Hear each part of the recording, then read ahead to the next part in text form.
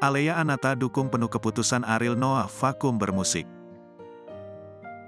Kabar Ariel Noah akan vakum dari dunia musik tahun depan ternyata sudah diketahui oleh sang anak, Alea Anata. Putri sematawang Ariel Noah ini ternyata mendukung penuh keputusan ayahnya yang ingin vakum.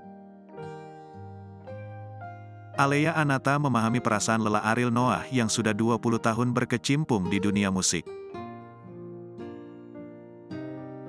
Pasti ia senang, mengingat ayah sudah 20 tahun nyanyi di panggung, pasti capek lah ya.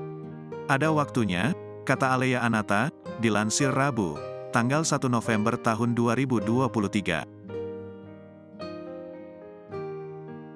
Alea Anata yakin jika sang ayah dan teman-teman Noah telah memikirkan hal ini dengan sangat matang.